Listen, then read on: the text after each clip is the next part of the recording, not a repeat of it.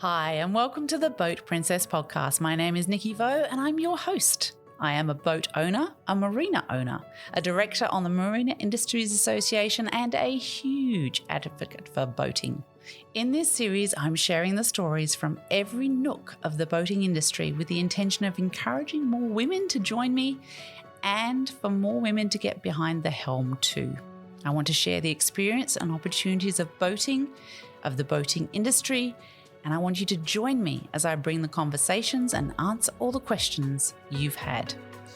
Boating is not just for the glamorous and rich and famous. It's full of beautiful and interesting people making the most of our natural environment and getting out there, enjoying the waterways. So let's set off the lines, take over the helm, and escape to the world of boating.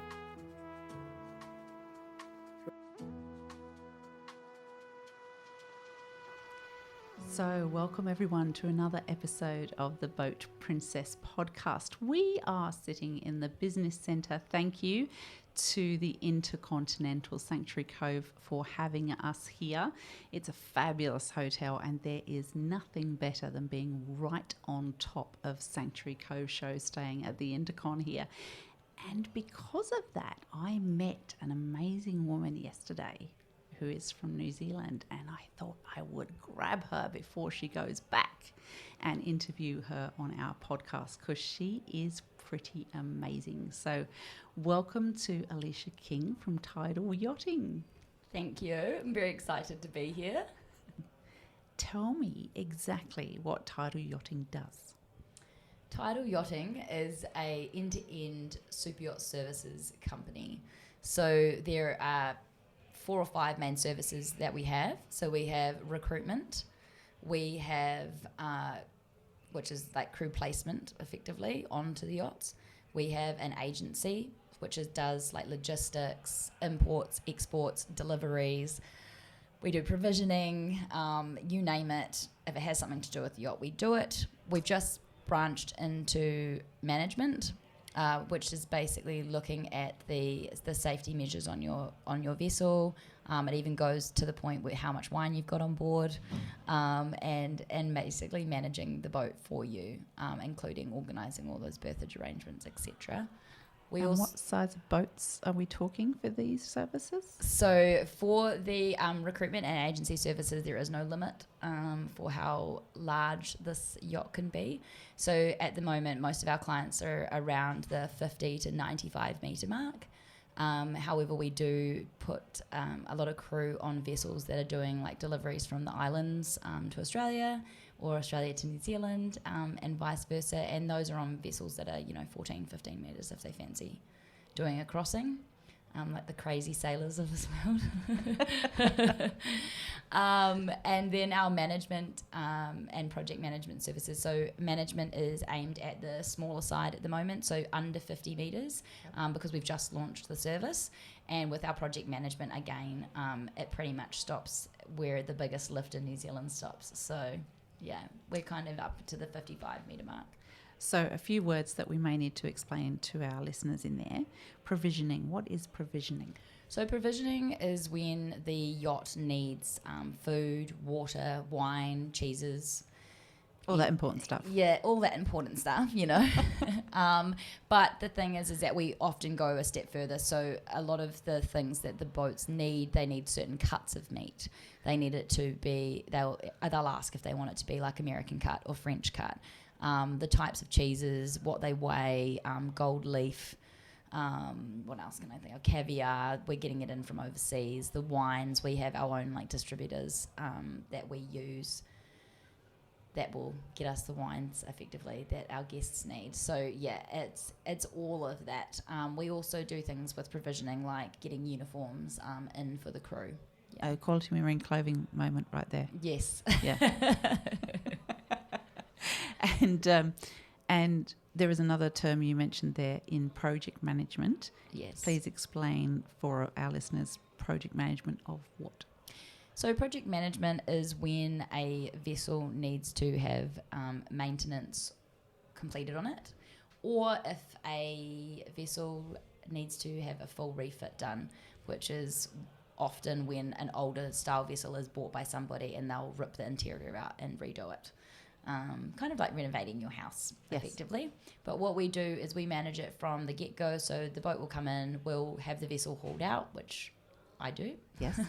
Haul the vessel out, she'll go up on the stands, and then we'll project manage her refit or her maintenance while she's out on the hard stand. That's great. And then in terms of the actual management of the vessel, that's different to project management. Can you explain that for us too? Yes, so management is slightly different in that you as a management company are kind of like the first point of contact for the crew.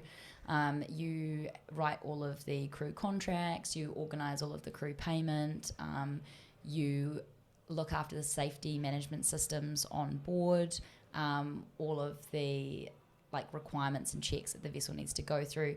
If the vessel's charter, we manage their charter requirements and make sure that they're all good to go effectively. It goes to the nth degree as well, like I said, about how much wine is actually on the boat and what checks have been done internally and how many hours the engines have got on them and when the next maintenance needs to be and all of that kind of stuff. So in a nutshell, if it has something to do with the yacht, we do it. It's our business. Yeah. I think you even organise passages, don't you? Yep. So we can help with passage planning for people that just want a second set of eyes, or if they would like some specialist help, we've got captains in our team that are able to do that. We've also got captains in our team that do the actual deliveries with the owners and or without the owners if they need to have their boats taken. I think we're actually going to deliver one of the Rivieras from the show back to New Zealand. Oh, good. Yeah, so that's quite cool. Yeah, so really covering all bases to do with yachts. That's a really complex business you've got there. Yeah, I think the difference between operating a business like this in the Southern Hemisphere versus operating a company like this in the Med or the Americas, Caribbean, is that New Zealand and the South Pacific does not have the sheer volume of super yachts that the likes of the Med and America do. Yep. And so rather than us offering one service to a couple of yachts, we offer various services to a couple of yachts, and it means that we become effectively the boat's PA. Okay. Right? Yeah. Okay. But that's not going to be for long because super yachts are going to be all coming to Australia. Yeah, 100%. And that's what we advocate. Zealand. And Australia and New Zealand and other countries in the South Pacific have been advocating for this to happen for a very long time, and I think that everyone is even more motivated now after COVID, after the marine industry has been hanging on by, the skin of their teeth effectively, to get those boats here and show them really what New Zealand and Australia and the South Pacific has. We are an absolute jewel. We really are. Yeah. We really are. And the bed's so full. We need some over here. Exactly. Have some space. Choose your own bay. That's so true. Choose your own bay. Yeah. Let's use that. Choose your own bay. New advertising for the South Pacific. I love that.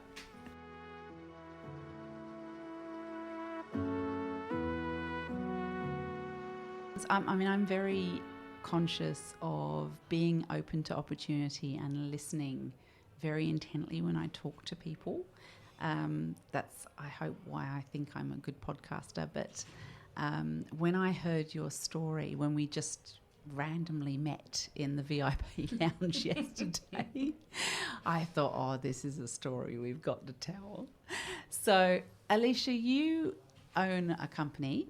Yes, I do. In New Zealand. Yes, I do. That's Tidal Yachting. And tell me what that company does. So Tidal Yachting originally was actually set in place to help crew that kind of needed at hand to navigate what super yachting is, how do we get into it, all of that type of thing. And then that slowly grew into recruitment. We became a maritime labour convention recruitment company. And then that started to grow. We started to get more clients. They started needing help to navigate the red tape of COVID. That ended up being us organising them helicopter flights and berthage and imports, exports, deliveries. We now have just launched our management, so we've started to do smaller boat management, And because of my history, we decided to go into the project management realm as well, which is the haul-out, hardstand, refit side of things. Wow. So that's a fairly complex little business you've got going on there. It is. It's not little.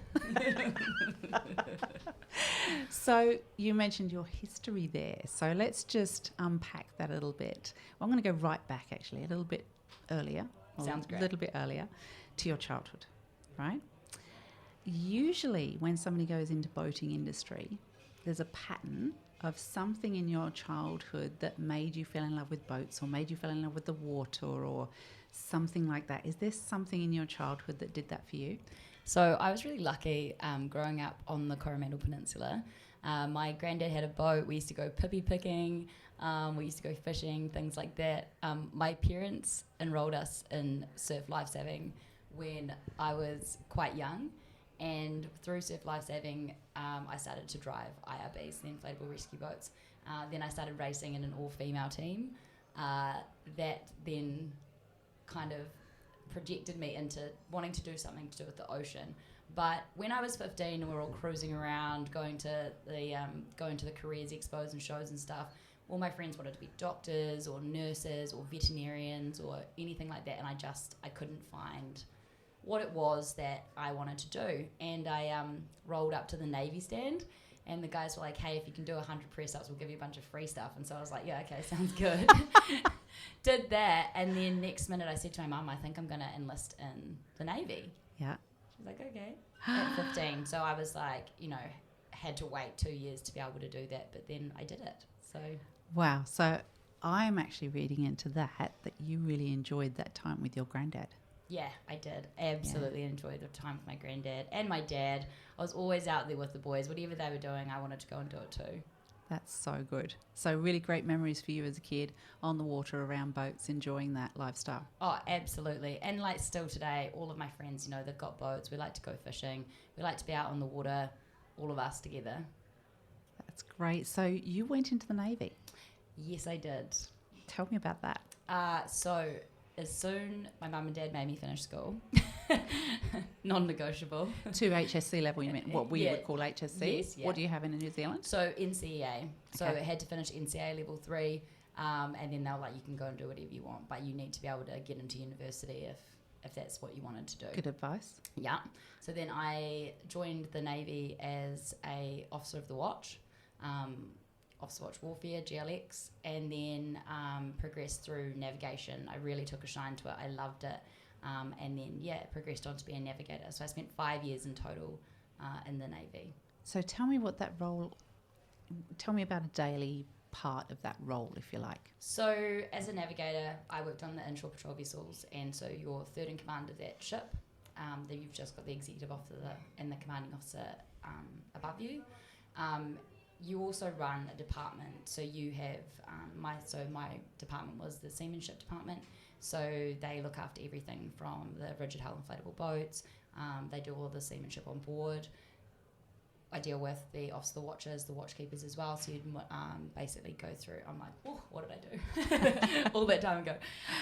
You would, look after the rosters. You'd make sure that you do all the navigational plans. You do all the pilotage into the different ports in New Zealand. And you do the ocean crossings and that type of thing as well. Wow. That's a big task. Yeah, big role. It was great though. I loved it, every minute of it. Yeah. And I got to go to some amazing places. Like we went to Antarctica. We did aid work in the islands. It was just, if I start talking about my stories from the Navy, we could be here all day. Oh, I love that. Give me an aid story from the islands. So we went over to Papua New Guinea to Rabaul. And the whole point of us going over there was to get rid of explosive ordnance from World War II. And so while we were over there, there's over 750 kilometres of tunnels that were dug during the war. And so in those tunnels, there is still explosive ordnance. Wow. Yes. So we basically, what our job was is that we went ashore and we went and got these 5-inch shells, and the explosive ordnance team went ashore and they were disabling bombs, which in the wisdom of the locals back then, they had just planted trees on top of them. They knew they were there, They didn't want kids to be running over them, but one of them was actually at a school. So they went in, disarmed the bomb, and then they would take it to an explosive ordnance disposal site, and then we'd blow it up. Wow. Yeah. So that's a really important role, and how did that feel, making that difference?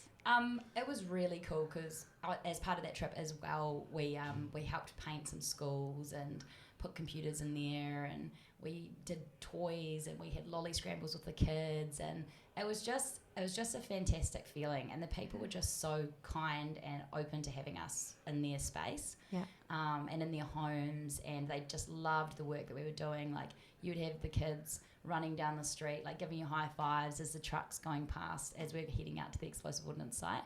So it was just really hard. It was a really heartfelt thing, and you know that you've gone through all of this training to be able to do something so good for somebody. Yeah. Oh, what a magical moment. I love that story. Yeah. That's so good. I mean, my time in the Navy was filled with things like that, and moments of terror when you're going through 10.5-meter swells, or you have to strap yourself into your bed at night time to be able to go to sleep, and you can't ring your mum for 30 days because there's no internet reception. But it's like, it's all part and parcel of it, and it's definitely made a huge chunk of what I am now today. That's incredible. Yeah. And were there many women with you in the Navy at that time? There weren't. There was a few women that were ahead of me. In kind of like the group that we went in with, we had 3 of us, and all 3 of us passed out at the end, which was great. There is a lot of women that do all different jobs in the Navy, and there's nothing to really say, oh, actually no, you can't do that unless it's like something that's potentially physical, like diving or something like that. But yeah, it's the world's your oyster, and I know that I was very lucky to have several officer watchers that were learning how to do their jobs, go with me to sea, and so I felt like I was able to impart on them the things that I had learned, and now they're all still in the Navy today. So, oh, that's fantastic. Yeah, it's really cool, and I'm still great friends with all of them as well. Yeah, that's lovely. So from the Navy, you went to where? From the Navy, I got on a plane and I went to Europe and just jumped in the deep end of the pool because I had absolutely no idea how to get a job on a yacht. Yep. And I spent quite a substantial amount of money partying it up, really, when I first got there. And then after some time in Europe, and once I got used to CVs and how they're supposed to look and how you're supposed to look for work in the industry and getting on top of taxes and being away and all of that type of thing, then I got a job on a yacht. What sort of yacht? So, funnily enough, the very first yacht that I ever got a job on was a sailing yacht, and I don't know how to sail. So, but with my nav training, they were like, you can come and do nav for the regattas, and they taught me how to sail. So that was really cool. So that was a 30-meter wally. Oh my goodness. And then we had a 15-meter chase boat as well, so that was quite cool to be able to drive that. Yeah. And then I actually worked on several different vessels throughout my career. So leaving the Navy, I was in quite a high role, and then going into, it's a very much the same industry. We're still in the maritime marine industry. However, it's so vastly different. Yeah. The way that these yachts are run, the standard of service and care, the detail that the exterior staff go to, I had to start from the bottom. So here's me with all these tickets. Some of them they couldn't be used over in Europe, so it didn't matter that I knew how to do pilotage. It was irrelevant. I had to completely start again. That's a bit frustrating, that, isn't it? Yeah, it was real frustrating. Yeah. But, it was, I actually went into my yacht master's course, and when I walked in the door, the guys in the course said, the basic training course is next door. Ouch. And did you burn them at that point, or? I was like, no, I'm here for my yacht master. And then proceeded to help them learn navigation for the next 3 days, and they paid me in beer and pizza, so that was great. But but yeah, it was good. It's funny though, you do often get underestimated, I think, as a woman in the industry until people get to see just what you can do, right? Yeah. Yeah. So guys out there, don't do that. Okay. Yeah. So yeah, and also while we're talking about it, let's I don't know who's responsible for the Yachtmaster accreditations worldwide, but wouldn't it be nice if you could just get one somewhere and it would be recognised everywhere else in the world? Yeah, You know? so we work really closely with our crew, especially because I've gone through what I've gone through. We want to make sure that if you're going to get a certification, you know exactly where you can operate with that certification. And it's the same with engineering. You know, you can go down the commercial route, you can go down the yacht route, but it's understanding at what point you're going to have to pay some money to get a certificate of equivalency, and when you can transfer that over. So at the moment, we're actually looking to join up with the PYA and represent the Professional Yachting Association in New Zealand. So that's who does it. Yeah. Okay, see, I asked the question, it gets answers in this interview. How good is that? I love that. So let's sort of get back to, you've gone from the Navy, you've gone into a super yacht role on a Wally. What were the differences for you going from Navy to super yacht? You talked about detail and all that sorts of things, but in terms of a team as a crew, how different did that feel for you? I think that the Navy's incredibly structured, and as soon as you join the Navy, you know what your role is, and when you join a boat, you do too. And when I say boat, I mean a yacht. Yeah. But the roles are vastly different in both kind of areas. The Navy is more operational, where the yachts are more hospitality based. And so you still need to understand the safety side of things when you go into yachts, because that's what keeps us all safe. Yep. But your day-to-day role is not so much, it depends what your job is, but it's not so much about, you're not going out there and doing anti-piracy or, going out there and watching Greenpeace or anything like that. Like, your day-to-day job is making sure that you're in the right anchorage, that there's no swell, that there's a great place to swim. For the stewardesses, it's making sure that everything's secured inside and that everything looks beautiful and untouched and unscathed every single day, where it's a little bit So in other words, it's making sure everybody's safe but not life-threatened. Yeah. Is the fundamental difference. Yeah. That's great. So how long were you on that super yacht for?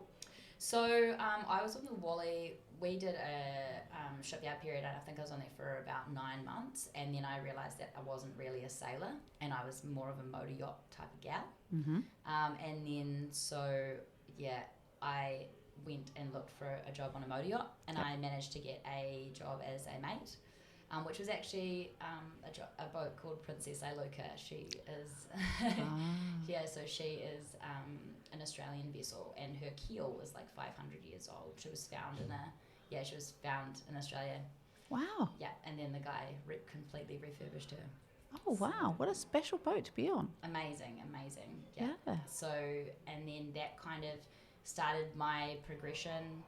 I ended up working on a 45 metre in Dubai as a mate, and then the captain went on leave, and the owner asked me to step up into captain.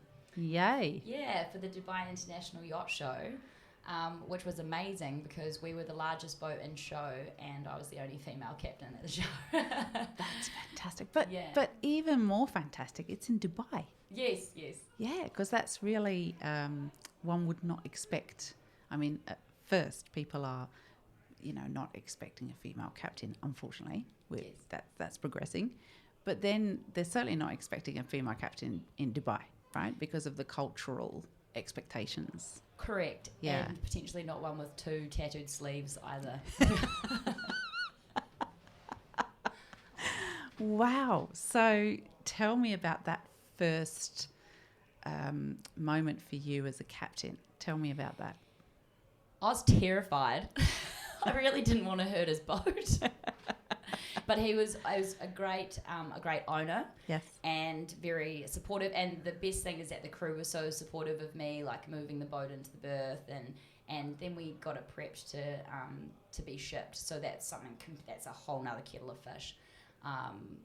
While the captain was on leave. So for me, that was one, it was amazing that he had approached me to step up into that role rather than him being like, okay, well, you know, you do your job, and that's brilliant. It. And it meant that the other guys on the boat as well, they got to step up into the role above, which kind of was like, it just meant that everyone wanted to prove themselves, everyone was supportive of each other, and everyone helped out everywhere. And honestly, it went off without a hitch. We had the best time. And then once we got the boat to Europe and we did the shipyard period with the boat, I decided whilst I was there that I actually really liked cooking, and so I left and trained as a chef and then came back into yachting as a chef. Of course you did. Yeah. Of course you did. Something so different. So captain to chef. Yep. That's an interesting decision. And I loved every moment of it. Yeah. I have had some great owners. I've had some great crew. Again, travelled to the most amazing places in the world. Some amazing experiences. You know, you become part of their extended family effectively, especially when you work on private yachts. Yeah. And so some of the things that we get to do are just insane. Yeah, I've always said if I had my time again, I would have gone into super yacht. Yeah, yeah, 100%. Yeah, because it is a very different world to experience, and you get to meet some amazing people as well. Yeah. And I think that working on the yachts, if I'm completely honest, and meeting the people that I did and seeing what they could achieve, and then the things that they got from achieving it, the things that they got to do with their families and the way that they lived their lives really structured what I did when I came home. There you go. Because it's given you a goal, a massive goal. Massive goal. This is what my life could be like if I do this. Huge, huge shoes to fill. Yeah, that's brilliant. Yeah. I love it. So we've got to the stage where you come back to New Zealand. Yes. And you have, in that time, in that career time, you've seen a few things that you've had a hard time doing, and some problems that therefore are in place for people that want to go into the super yacht crewing world. Yes. So most businesses start like that. They're a problem that needs to be solved. So you've seen that opportunity and said, okay, that's a problem. I need to solve it. Some people just see it and just say, that's a problem. It was hard for me. But you've gone, that's a problem. I want to solve it. Right? And that's the fundamental difference between somebody that starts their own business and somebody that doesn't. They actually say, I'm going to solve this problem. So how did you start your business?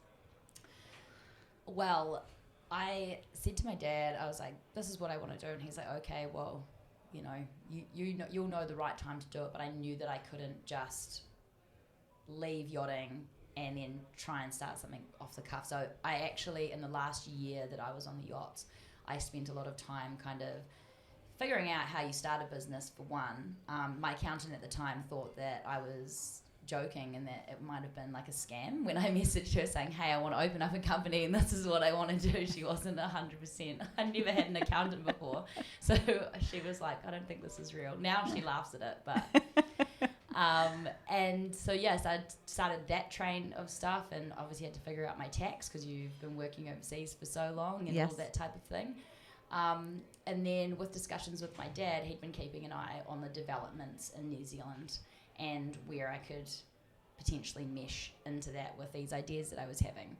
And then that's when Tauranga Bay of Plenty built a hard stand with a 350-ton travel lift. Okay, just a little one? Yep, just a little one. It was actually the biggest one. Exactly. I was being a little bit sarcastic. Oh, sorry. For those listening overseas, I know you don't understand sarcasm. I do apologise. So 350 tons. 350 tons. Okay. Yes. That's a pretty big...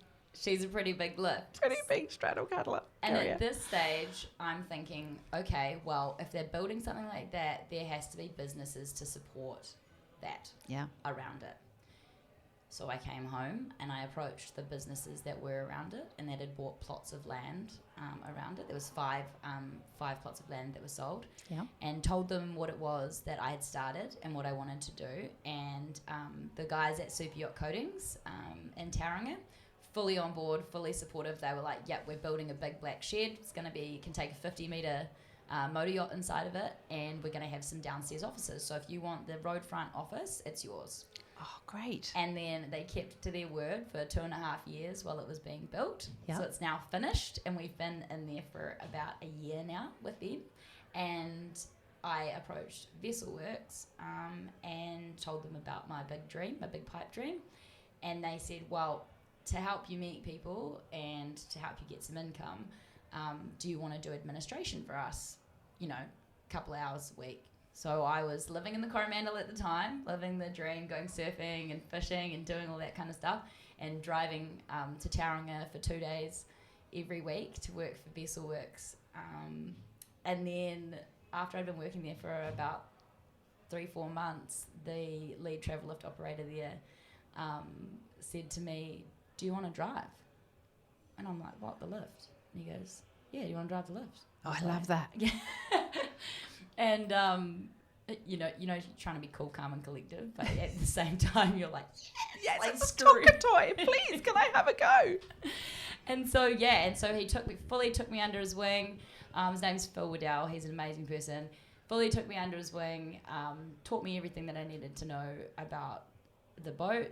I worked with some amazing boat builders while I was there who taught me a lot about ship construction and about just about everything to do with that role.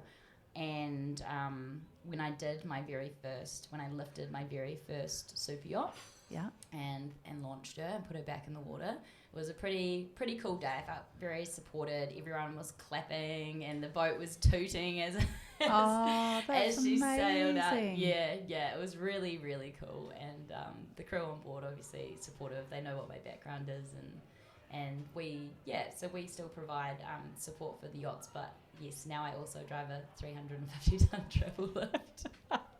That is, thank you, Phil. Yeah. For saying that. That's so wonderful that he said that to you, but also that you said, yes, I'm going to have a go at this, and took that opportunity. Because sometimes women are offered an opportunity and they might feel they're not capable of it and they won't take it. And sometimes that's just because what they are. But, I really think it's wonderful when guys offer that opportunity to women and support them in doing that. And then you've got a whole bunch of other people that have added to that and supported you and made you feel, yes, you can do this. And that's a beautiful, beautiful thing. I think I'm really lucky. Tauranga already has an existing maritime and marine industry. And when I came in to it, bright-eyed and bushy-tailed, very green, not knowing what I was getting myself into, everyone kind of helped me, and not only just in Tauranga, but when I started my company, I reached out to other yachting companies within New Zealand and abroad and said, hey, this is, how do I figure out how much I charge? Yes. How do you do that? Yeah. In an industry that's so elusive. Yes. How do you figure out what hourly rate you charge and how you charge for recruitment and things like that? And or you have something that comes up and you don't know who to bounce it off because you've started this on your own. You don't have a boss that you can say, hey, this happened. What do you reckon we do? Yeah. So you have to go out to other people within the industry and have those discussions with them. And so in that way, I think New Zealand's great because they are supportive of each other and they almost entice competition. Yep. I mean, they don't want you to take their competition, but they're there for it, And I think that's kind of as well, I'll just put it out there, I think that's what's got the yachting and maritime industry through a very hard time over the last 2.5 years of COVID. Oh gosh, so hard. Yeah. There's the support and the collaboration as well between the different companies. Yeah, I always say, what's that wonderful expression? The tide rises all boats. If you all join together and help each other, you all survive or rise, as opposed to working against each other and sending each other down the spiral of Yes. So I love that you've had that. And I had the same thing in the boating industry. When I came into selling boats, I was so green, but I had some amazing people around me that I literally said, okay, the surveyors just put this on that report. I have no idea what that means. Can you tell me what that means? You just have to be honest, eh? You have to be honest when you can't, when you just don't know. Yeah. And if you're really honest and open and a little bit vulnerable like that, then people will help. They will always. They're not going to say, oh, I don't know. You know, they're going to help you. So I think that's a really important message for us to get out there, that it is okay to say, I don't know what this means. Can you help me with this? Because there are, in boating industry, I don't think you can ever know everything. You're constantly learning in this industry.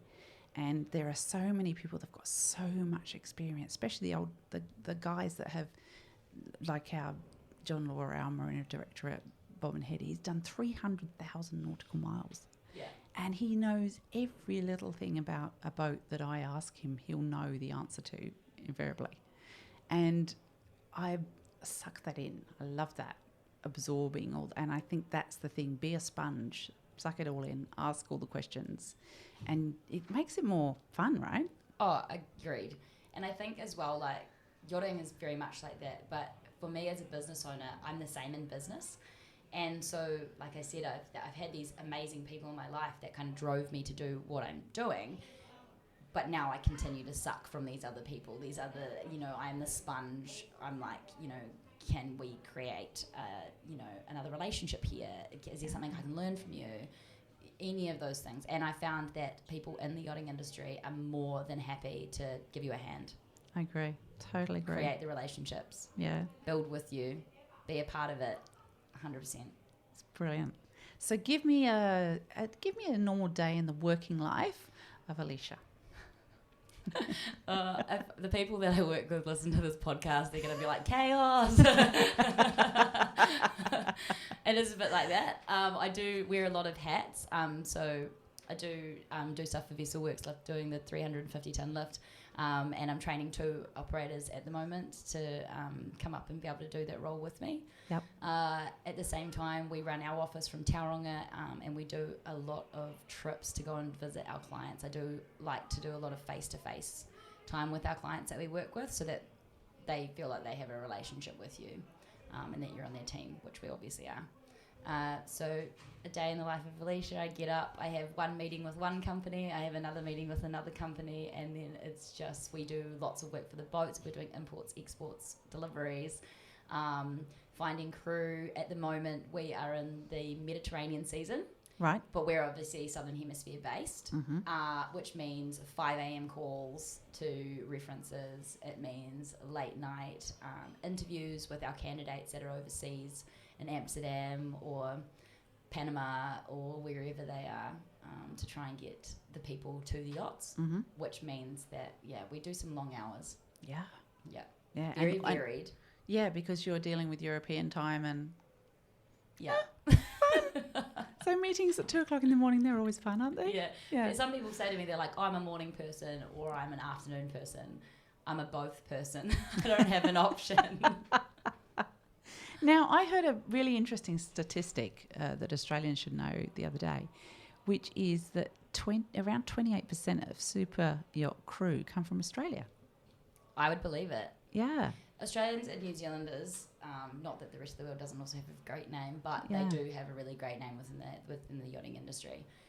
They are gung-ho, they're ready for it, they're going to get in there, they don't care about if they're interior or exterior, they're pretty much ready to go where they need to go, especially with a lot of Australian chefs that are amazing that I've worked with. Yeah. I think Australian chefs are really good, aren't they? I mean, the food available in Australia is just so good. We're so spoiled.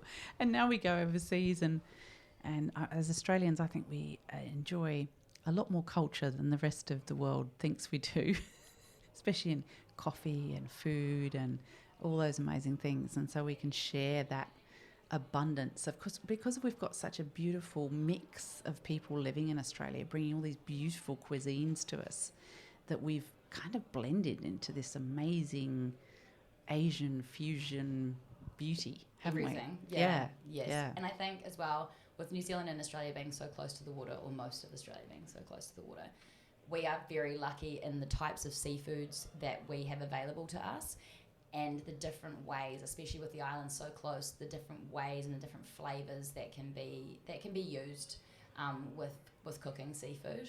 Yeah. And so you find that on the yachts, they just, the chefs that come from New Zealand and Australia, they really do just take to it. Yeah. And can provide something that is a little bit different to your normal Mediterranean cooking, especially when you're on a yacht. People, yes, they sometimes want to have burrata and bread and oils and all of that kind of thing, but they also like to taste something that's a bit different from where you are, the things that you're good at cooking. And it doesn't matter, where you are as a chef or where you've come from, they still like to see your expertise and your past and your food. Yeah.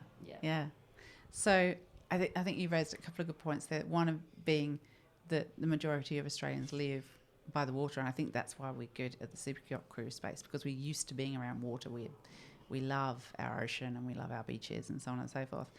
And you've touched there on cookery. I can feel your passion now for that space. So obviously you were a chef, now you're doing what you're doing.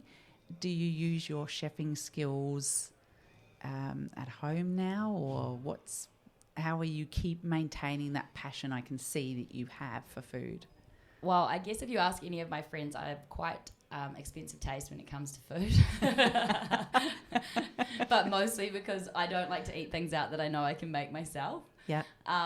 Or that I would make myself. But yeah, I cook every single day for myself. And usually it's known to everyone else that my door's always open and there's always food on the table and you can come whenever you want to have dinner with me. I'm very much like that all of the time. We do a lot of family dinners, a lot of family time still. And so, that's where I get to use that cooking. But I get to use my knowledge of provisioning in my role, because we obviously provision for the vessels that are here. Yeah. Even if they're in the South Pacific, we can pretty much organise it anywhere. So I get to use my passion all the time.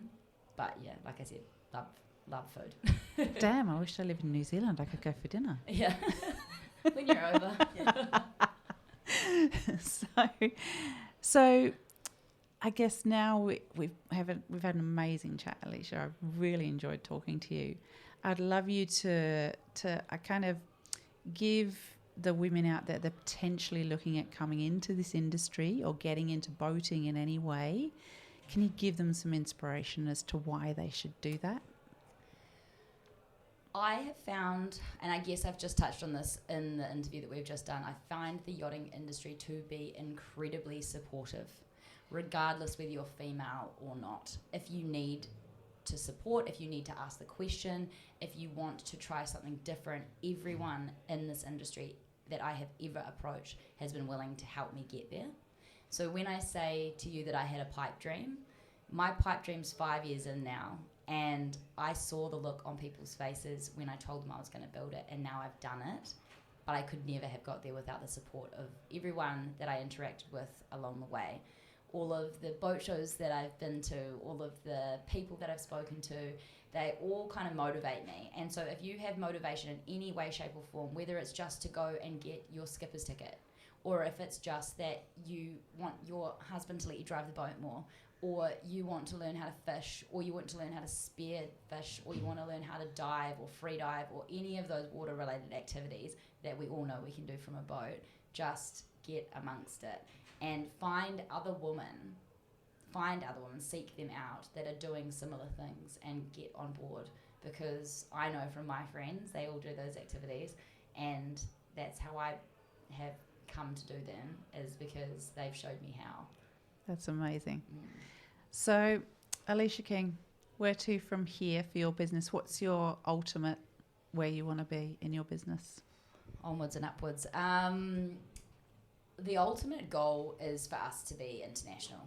So we work already with a lot of international yachts. All of our yacht crew that we have are international. We have a database full of them. I would like for us to have offices in the likes of Monaco and, be amongst the leaders in the industry, to be able to have an office in Fort Lauderdale and to be able to attend those boat shows. Right now we're working on our reach. So people to see our brand and be like, oh yeah, Tidal Yachting, I know Alicia, or I know, one of the girls, one of the guys from the office, and really feel like they have a personal connection with our company. It's just not another brand. And so yeah, that's ultimately what I would like to do is to be amongst the leaders. But that takes time, and I'm here for it. I have no doubt. I have no doubt that you are going to do it, babe. Thanks. Yeah, because you've got motivation, you've got energy, you've got drive, and you've got courage, and you've got belief in yourself. Because somebody who is willing to get onto a 350-ton straddle carrier and say, yes, I can pick up this super yacht, that's brave. And the fact that you can do that is magnificent. So I never want you to lose that. And I want you to, I guess, encourage that in other women and men that you work with as well, because you are a shining light, and you will get there. I know, because you're amazing. Thank you. So, Alicia King, it has been a delight having you here. I hope everybody has enjoyed the bar background today, because that was all that's all the people attending Sanctuary Cove Boat Show, having drinks after boat show at the Intercontinental here at Sanctuary Cove, which we do a lot. The boating, I guess you mentioned there is a lot of community in the boating industry, and the more every time you go to another boat show, you see a whole bunch more people that you met at last boat show, and that community grows every time we see each other. So, Alicia, you've become part of our community, I hope, and we'd love you to stay in touch and be part of that, because I think you are a very special woman that is going to go a long way. Thank you so much for having me on the podcast today. I really enjoyed it. I really, really have. And it's always, I was actually saying to the guys before I came out here today, is that after I do talk about the things that I've done, it almost gives me a boost and a little bit of a motivation to be like, actually, you know what, that is where I came from, and that's why I'm doing it, and this is what I'm doing going forward. And like you said, every single one of us within the industry has the ability to have a larger reach, to reach more females that are within the industry, but males as well, to go and follow whatever pathway it is that they want to do. Yeah, it's our job to bring more people into this industry, and therefore make their lives better, because it's fabulous working in this industry. Yeah, it's amazing. Yeah. Waking up to ocean. It's the best.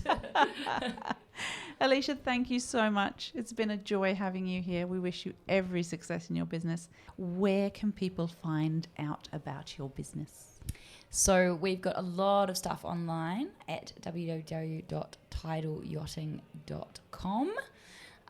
And I mean, we've got a great Instagram page, which you can follow, Tidal Yachting, and our Facebook page as well, where we try to engage not only with our clients, but a lot of our crew through that platform as well. Awesome. Can you do me a favour? Can you send me a video of you lifting a super yacht on the 350-ton straddle carrier for my Instagram? Sure thing. That's fantastic. And thank you for joining on the Boat Princess podcast. Well, I hope you enjoyed my chat with Alicia King from Tidal Yachting. What an inspiration she is. It was great to meet her at Sanctuary Cove Boat Show just by chance, and I am one that always takes an opportunity when it is available. We did the interview the very next afternoon at Sanctuary Cove Boat Show. The wonderful things about boat shows is that you do get to meet people that you don't know in the boating industry, you haven't met before, and you get to know them at various events that go on at boat show. And if you missed out on having that opportunity at Sanctuary Cove Boat Show recently, do not worry. Sydney Boat Show is coming up soon. It starts on Thursday the 28th of July and is 5 days of heavenly boating in Sydney at Darling Harbour. So very excited to be involved in that event this year. Malfa, who organise Sanctuary Cove Boat Show, and the BIA, of course, are organising that together. So it's going to be a very exciting event, a whole new experience for Sydney. So I'm looking forward to that and hoping to see some of you there too. It's a joy to have you with me as always. Take care of yourselves, and I'll see you on the water soon.